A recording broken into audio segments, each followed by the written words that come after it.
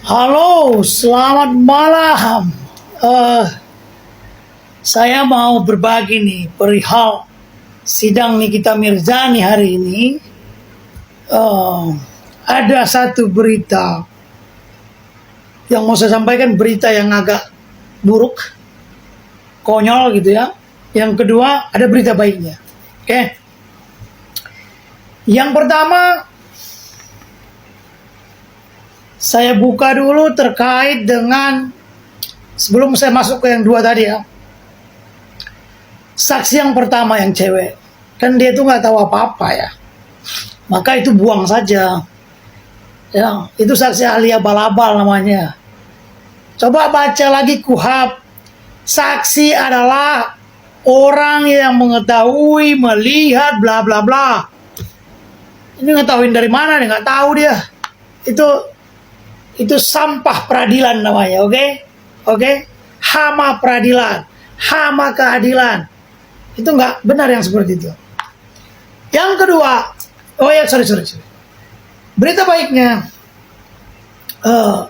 berita pertamanya, saya mau menanggapi tentang linguistik forensik, ahli bahasa ya. Ada kekeliruan pemahaman yang saya perhatikan di negeri kita dalam pembuktian konteks literasi bahasa. Yang dimaksud dengan linguistik forensik, ya, pembuktian bahasa itu secara forensik sepertinya jauh. Tadi itu enggak, itu guru bahasa Indonesia biasa saja, tidak bisa dijadikan dasar pembuktian. Kenapa begitu? Mau dia sejuta profesor nggak ada gunanya. Gitu. Kenapa? Baik, saya terangkan ya. Pertama, tentang linguistik forensik. Kita berangkat dulu dari sejarah pertama tahun 1950. Ya.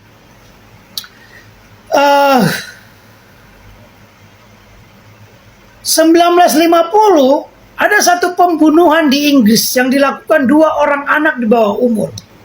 Satu namanya Derek Bentley, yang kedua namanya Christopher apa gitu. Derek Bentley ini dia memiliki IQ yang rendah. Oke.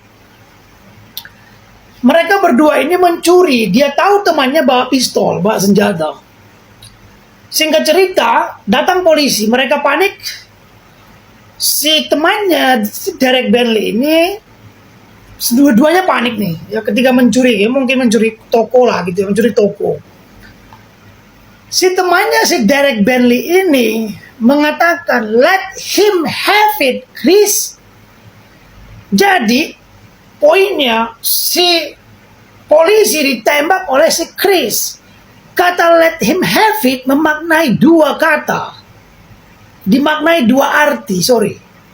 Satu, seperti perintah "let him have it", tembak dia. Yang kedua, serahkan saja senjatanya. Jadi tafsir itu yang bermasalah. Nah, itu tahun 1950. Terungkap 1998, setelah 40 tahun dia dinyatakan, setelah dihukum mati, anak itu ternyata diuji dia secara literatur, secara forensik bahasa. Apakah kata "let him have it" itu dimaknai sebagai perintah atau menyerah? Yang seharusnya dihukum mati, harusnya tidak dihukum mati gitu. Oke, lanjut ya. Setelah kasus ini dia dihukum mati 1968 di Swedia terjadi Timothy Evans. Persis sama kejadiannya. Ya mirip, berkaitan dengan forensik bahasa pidana. Ya. Nah, akhirnya Profesor Jan Stavitz yang meneliti setelah orang dihukum mati, diteliti secara bahasa. Oke. Jadi simpulnya 1970 diteliti secara bahasa untuk di kasus Evan di Swedia.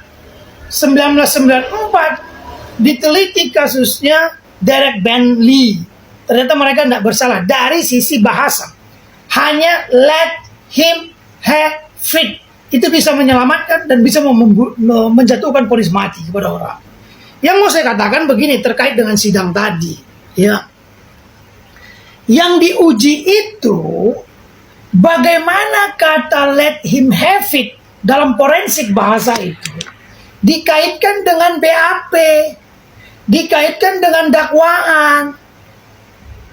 Benar nggak apakah dakwaan ini dengan menggunakan kata itu menggiring? Sebenarnya di video-video saya itu sudah saya jelaskan bagaimana dakwaan buruk itu menggiring banget, gitu ya.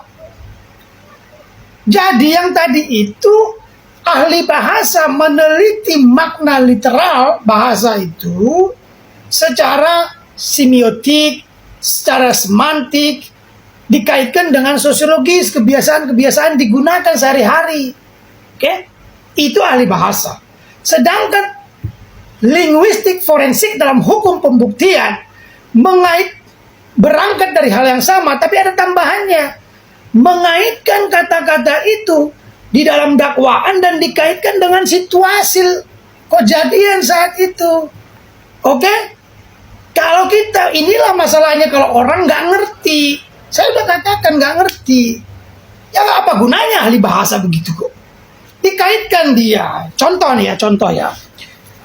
Kasus Derek Bentley itu, bagaimana polisi membuat BAP, ya menulis, then we meet down, kata polisi, seolah-olah itu keterangan dari Derek Bentley. Then we meet down to the road. Kemudian kita turun ke jalan. Then we saw the man coming. Kita melihat seorang polisi datang. Then Chris pulled the gun. Itu ya. Kemudian Chris menembaknya. Dan kemudian aku berbicara. Then I said, let him have it, Chris. Jadi itu yang mau diteliti. Pernyataan Ismail, pernyataan Nikita Mirzani dikaitkan dengan BAP abal-abal kah atau enggak? Adakah penggiringan opini? Adakah di dakwaan ini menggiring? Ada. Yang tadi itu bukan linguistik forensik, gagal. Tuh buruknya itu. Oke, terjebak. Yang kedua, ini berita buruk. Baik nih, baik. JPU menghadirkan saksi ahli pidana di malam hari. Saya tak perlu tonton terlalu lama.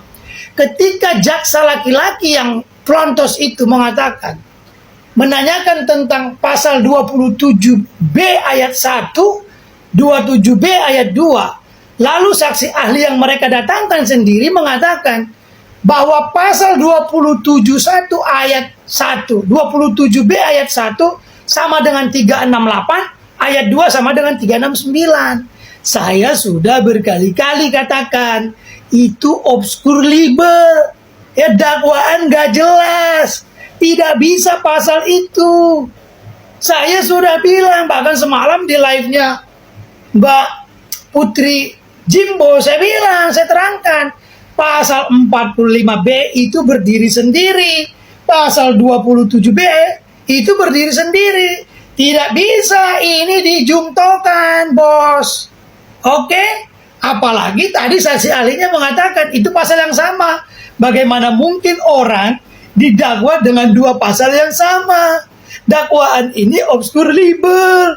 Bebas itu. Wajib. Strateginya tinggal tim lawyer ramu itu. Thank you.